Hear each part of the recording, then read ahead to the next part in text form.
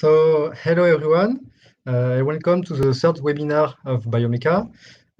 Today, I will speak about how to highlight the effects of blue light exposure in skin using atomic force microscopy. So to begin, I would like to introduce myself. I am Jean-André Lapart, and I am the new lab manager at Biomeca. During and after my PhD, I worked on cilia formation and function both in mammal and in Drosophila, and my field of expertise implies biochemistry and imaging, such as classical imaging and super resolution imaging. After 6 years in the academic field, I had the opportunity to join Biomeca since August and to begin a new adventure. So Biomeca is specialized in biophysics in life science, such as cosmetic and pharmaceutical field. Our innovation team is composed of different parts. The first one is to develop the new innovative field in order to provide new solutions. The second one is the hardware part and 3D printing to develop a new product. And then we are able to adapt our protocol and our technique to your sample to provide you some customized services. So today, during this presentation, I will introduce you what is blue light. Then we will speak briefly about IFM and what we can do with it. And we'll finish by how can blue light affect skin structure. So what is blue light? Light is composed of several waves, and to understand it, I will briefly introduce the electromagnetic spectrum. So the electromagnetic spectrum is a range of electromagnetic radiations that possess specific frequencies, wavelengths, and energies. These electromagnetic waves have wavelengths ranging from around thousands of kilometers down to atomic nucleus size. The spectrum is divided into separate bands, and these bands are called by different names. These bands begin at the low frequency end of the electromagnetic spectrum, corresponding to long wavelengths, and these bands, such as broadcast band and radio band, for example, and these bands end at the high frequency end of the electromagnetic spectrum and are associated with short wavelengths, such as X-rays, gamma rays, or cosmic waves. It is important to note that longer the wavelength is, and less the damages associated with heat are weak for human. As the opposite, shorter the wavelength is, and more the associated damages are for human. Today we are going to focus about a specific band which is located between the ultraviolet and the infrared band, that is the visible light band. Light is just one part of the electromagnetic spectrum, and our eyes can only detect visible light from 400 nanometers to 700 nanometers. Blue light is almost found at the end of the visible light spectrum and is associated with a short wavelength and high energy, meaning that blue light can be deleterious for humans. Blue light can be divided into 3 parts according to its effect on human. The first part of the blue light is a high energy visible light that have been shown to be involved in making important damages for human and more precisely in retina, for example. However, other studies have shown that this kind of wavelength of the blue light can be used for some treatment in case of eczema or psoriasis. The second part of the blue light is known to participate to the suppression or to a delayed production of the melatonin, which is the sleep hormone, and this can lead to an increase in alertness or an increase of heart rate. The last part of the blue light spectrum is classified as benefic blue light, as it is already used in various treatments in the case of sleep disorders or seasonal depressions. The main source of light is the sun, which contains all the colors of the visible spectrum, and this is called white light. Thus, sun is our biggest source of blue light. Because of the technological advances, we also collect blue light from other sources, such as PCs, TVs, LED lights, smartphones, and tablets, for example. As well, our consumer habits have evolved with time, and we spend more and more time every day looking at our screen, so we are more and more exposed to blue light every day. As said before, blue light can provoke many troubles in eyes and also to induce dysregulation of several physiological processes, but blue eyes can also induce some damages in skin. And these kind of damages are less known and less characterized. So today, in this presentation, I will share with you some results that we have obtained at Biomeca on the characterization of the effects of blue light exposure in skin using atomic force microscopy. So now let's move on to some generalities about the principle of the atomic force microscopy and see what we can use from IFM to study blue light effects in skin. So the principle of the IFM is as follows.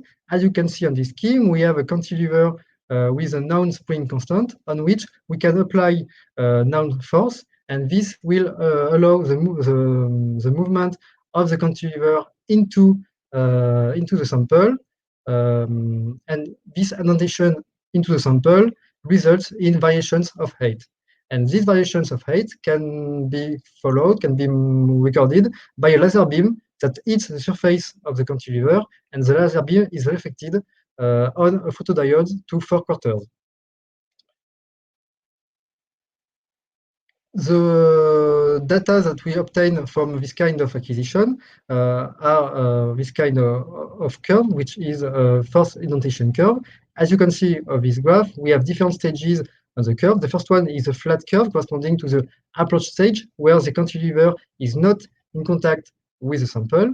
Then we have an exponential curve corresponding to the indentation stage of the cantilever into the sample. And then in red, you have the retract curve corresponding to the moment where the cantilever goes out from the sample. We have an important area here, which is a contact point where the cantilever enters in contact with the sample, and from this point we are able to fit a theoretical model in order to convert this curve in a quantification of the Young modulus that corresponds to the stiffness of the sample. So among the possibilities that IFM offers, we are able to analyze some lateral cross-section from a human skin sample. And for this study, we were interested in the evolution of the properties of the barrier properties of skin during aging. So we performed IFM measurement and we performed high resolutive images of force indentation mapping, and we focused on three features of the sample: the topography, the stiffness, and the adhesion force. As you can see on the first image, the topographic image, we can see both epidermis and the stratum corneum, which is composed of different layers. The second image corresponds to the stiffness of the sample, and you can see that and these images show a stiff structure, which are the corneocytes. And if we merge the first and the second images, you can see that these layers of the stratum corneum corresponds to the corneocyte. The third image shows the adhesion force that corresponds to the intercorneocytic cement as represented under the form of layers, and these layers are the area between corneocytes. The intercorneocytic cement is composed of lipid and water, and more we have lipids, more the skin barrier is able to keep water. Thanks to this analysis, we're able to study skin hydration on cryosection during aging. And as you can see, during aging, the adhesion force decreases with time, meaning that skin hydration decreases during aging. And this is associated with an increase in corneocyte stiffness during aging compared to a young condition, meaning that we have, for example, more desquamation of the skin during aging.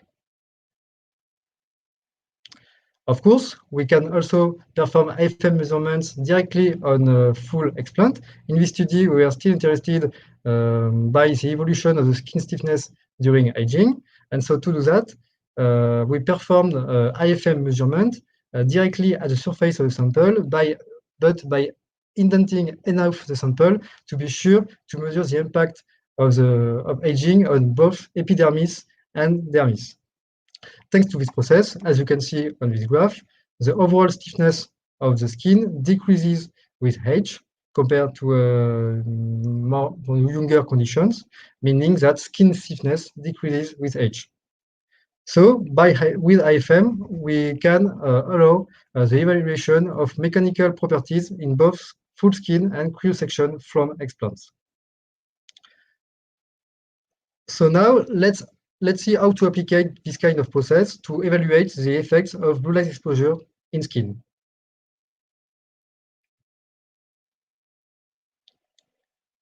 So besides the damages induced by blue light on eye, it has been published that blue light can also induce damages on skin by reducing the synthesis of both collagen and elastin. And collagen and elastin are respectively responsible for skin resistance and skin elasticity. So we wondered if daily exposure of skin to blue light can modify mechanical properties in full skin. So at Biomeca, our setup is as follows. We have a blue light box allowing to generate blue light exposure on sample, and we have an IFM coupled with an upright epifluorescence microscope in order to do some correlation with fluorescent area or fluorescent structure with the IFM measurement. Fibroblasts are cells present in the dermis and are responsible for the production of both collagen and elastin fibers. To determine if blue light could affect mechanical properties of isolated fibroblasts in vitro, we applied increased irradiation dose of blue light on in vitro fibroblasts, and we performed some IFM measurement to evaluate stiffness after exposure. And as you can see on this graph, the stiffness of fibroblasts gradually increases with increased irradiation dose of blue light.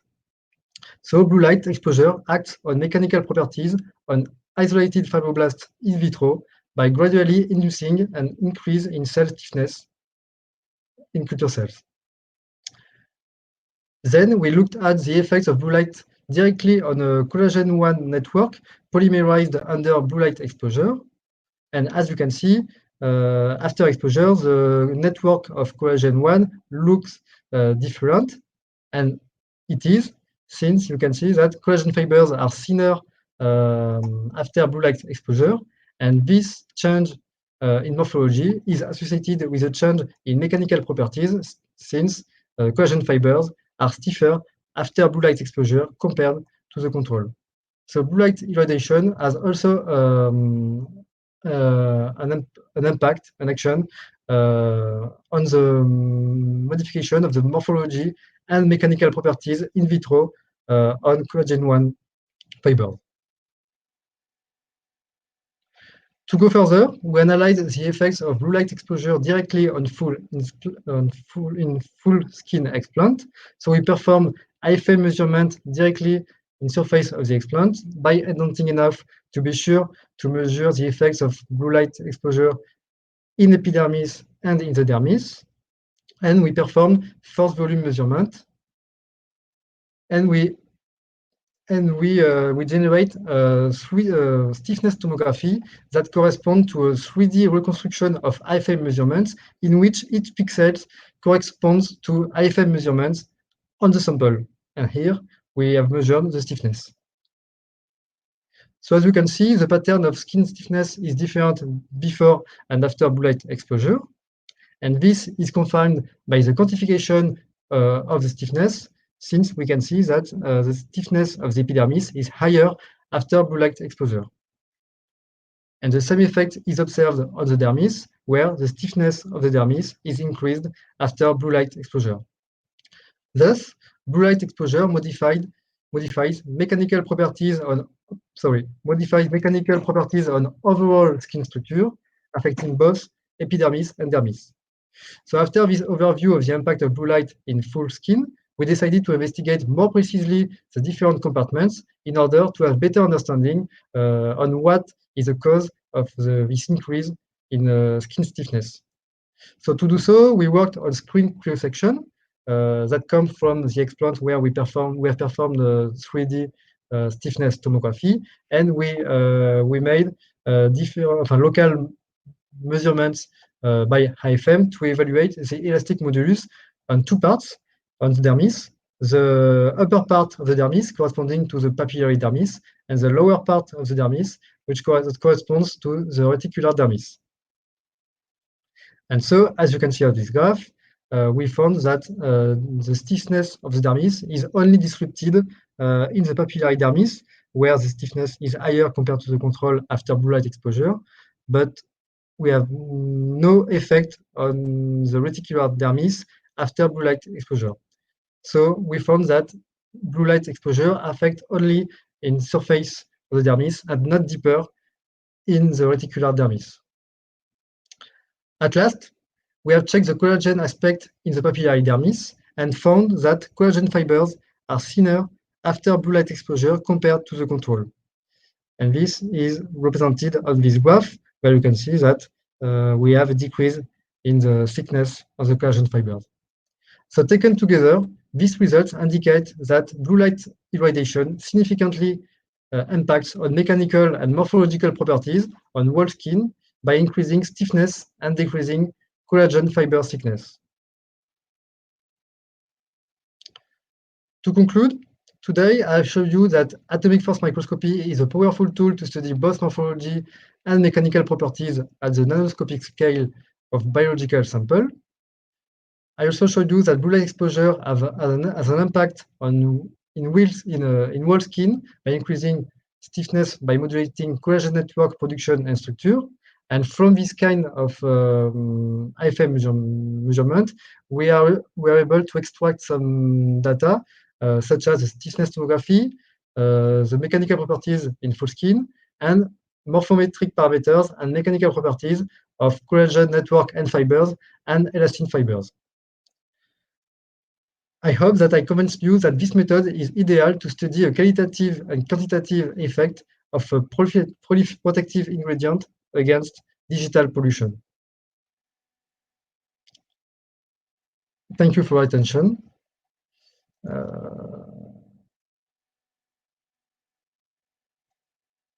I'm checking if we have any question. I don't see. So we will be pleased to see you for the next seminar of Biobeca.